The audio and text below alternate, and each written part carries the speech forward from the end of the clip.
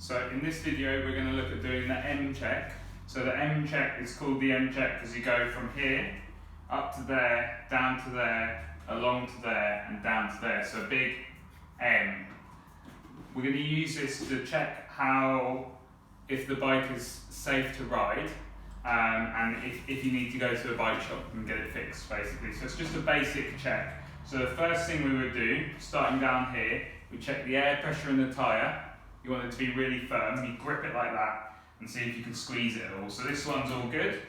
And then we're also going to have a look at the spokes here. These are the spokes. Just check that none of them are broken or poking out or damaged in any way, so you can squeeze them together and see if they're broken or not. And then the final thing is you can have a look at the rear brake.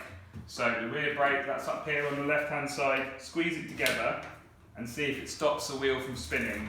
You could do that on the floor as well if you don't have a stand, and you can just push it forwards, and if you pull the brake then it should stop the bike.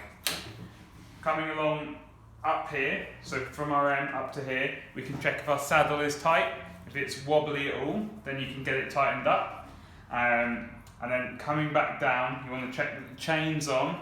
It's nice and silver and shiny and not rusty, and that the pedals and the cranks spin. Okay, so that's that final bit. We're moving up here to do the top bit of the M. So we check that these cables are okay, they're not frayed or rusty at all. And you might have some gear cables that need checking as well. This bike doesn't have any gears, so that's not a problem for us. And then when we're up here, we can also check if the handlebars are spinning, right? So they want to be able to move nice and freely, and also you don't want them to wobble a lot. So you can check if it's wobbling in the wrong direction. So it wants to spin like this, but it doesn't want to spin that way at all. So you can check by trying to give it a wiggle that way. Hold the handlebars and hold the forks, and if there's no movement, that's a good sign.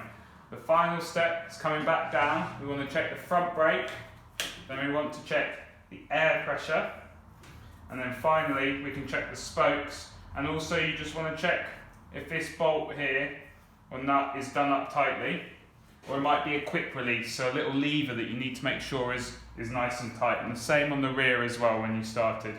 Alright?